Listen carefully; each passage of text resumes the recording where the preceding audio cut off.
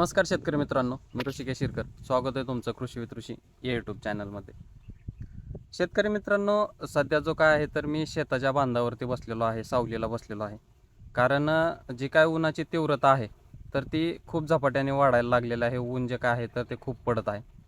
आणि उन्हाळा सुरू झाला की प्रत्येक शेतकरी असो किंवा प्रत्येक जे काय नागरिक आहे तर त्याला एक शेतामधलं जे काय कुठलं पीक आहे तर ते कुठलं पीक आठवत असेल तर ते कलिंगड पीक आहे. आणि याच कलिंगडा पिकाची जी काय सध्याची परिस्थिती झालेली आहे तर ती खूप बिकट झालेली आहे. म्हणजे जे काय शेतकऱ्यांनी खर्चही केलेला आहे तर तोही याच्यामध्ये निघण्याची जी काय कॅपॅसिटी आहे तर तीही सध्या त्याच्यामध्ये राहिलेली नाही. कारण मागच्या आठवड्यामधले जे काय मार्केट होते आणि सध्याचे जे काय मार्केट आहेत तर याच्यामध्ये खूप साऱ्या प्रमाणामध्ये डिफरन्स झालेला आहे. आणि हे जे नेमकं मार्केट पडलेलं आहे तर याच्या मागं कारण काय आहे तर ते आज आपण या व्हिडिओच्या माध्यमातून पाहणार आहे. त्यामुळे व्हिडिओ शेवटपर्यंत बघा. आता जे काय सध्याचे प्लॉट हार्वेस्टिंगला आलेले आहे, ज्यावेळेस आपण व्यापारी बोलवतो एवढे रेट का पडलेले आहेत त्यांना जर विचारलं तर बऱ्यापैकी जे काय व्यापारी आहेत तर त्यांच्या तोंडातून हा शब्द निघत आहे की जे काय सध्या युद्धाचं वातावरण आहे किंवा सध्या जे काय युद्ध चालू आहे तर त्याचा परिणाम या मार्केटवर झालेला आहे. पण मला प्रत्येक व्यापाऱ्याला विचारायचं आहे किंवा प्रत्येक शेतकऱ्याला विचारायचं आहे की जे काय हे कलिंगडाचा माल आहे तुम्ही हार्वेस्ट करून नेल्याच्या नंतर तुम्ही हा माल दुसऱ्या देशांमध्ये एक्सपोर्ट करता का? कारण बऱ्यापैकी जो काय भारतामध्ये कलिंगडाचा जे काय हार्वेस्टिंग होतं कलिंगडाचा माल जो काय पिकवला जातो तर त्याचं जे काय सेलिंग आहे तर ते भारतामध्येच होतं. कारण भारताची बाजारपेठ ही खूप मोठी असल्यामुळे आपण कलिंगड हे काय बाहेर देशांमध्ये एक्सपोर्ट करत नाही. आपल्या भारतामध्ये जर पाहिलं तर एक 5-6 जे काय राज्य आहेत तर त्याच्यामध्येच कलिंगडाचं जे काय पीक आहे तर ते घेतलं जातं. त्याच्यामध्ये महाराष्ट्र, आंध्र प्रदेश, उत्तर प्रदेश, कर्नाटक, ओडिसा आणि तमिळनाडू ह्या 6 राज्यांमध्येच मुख्यतः कलिंगडाचं पीक घेतलं जातं.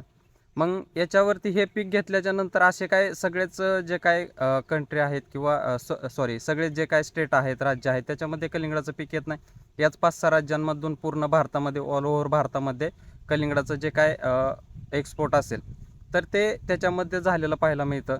याचा जो काय परिणाम म्हणजे जे काय व्यापाऱ्यांच्या म्हणण्यात येतं की याच्यावरती युद्धाचा परिणाम झालेला, युद्धाचा कुठल्याही प्रकारे परिणाम झालेला याच्यामध्ये जर पाहिलं तर जे काय म्हणतो आपण वरचीवर तव्यावरती भाकर भाजून घेणे तर ती पद्धत सध्या आपल्या कलिंगड उत्पादक शेतकऱ्यांच्या आयुष्यामध्ये चाललेली आहे. कारण शेतकरी मित्रांनो, जे काय व्यापारी आहेत तर ते आपल्याकडनं कमी रेटमध्ये माल घेऊन, कारण आत्ता पर्याय म्हणजे त्यांनी आपल्याकडे कुठलाही पर्यायच नाही, त्यांनी कारण देऊन ठेवलेलं आहे की युद्धाचा परिणाम याच्यामध्ये झालेला आहे.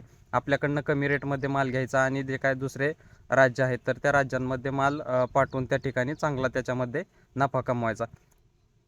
कारण शेतकरी मित्रांनो याच्यावरही पर्याय आता काय राहिलेला नाही. कारण आपण जो काय स्वतः म्हणजे माल आहे तर तो स्वतः सेलिंग एवढा माल आपण स्वतः सेलिंग करू शकत नाही. व्यापाऱ्यांथ्रूच आपल्याला हा माल पूर्णपणे आपल्याला सेल करावा लागतो. त्यामुळे त्यांनी चांगल्या पद्धतीची कारणं देऊन शेतकऱ्यांची जी काय लूट आहे तर ती याच्यामध्ये चालवली आहे.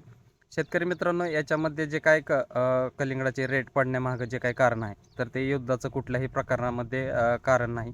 कारण ते फक्त कारण झालेलं आहे की शेतकऱ्यांकडनं कमी रेटमध्ये माल घेऊन आपण पुढे चांगल्या क्वालिटी म्हणजे चांगल्या रेंजमध्ये किंवा चांगल्या रेटमध्ये पुढं माल नेऊन व्यापारी याच्यामध्ये नक्कीच 2 पैशाचं प्रॉफिट करून ते स्वतः स्टेबल होत आहेत.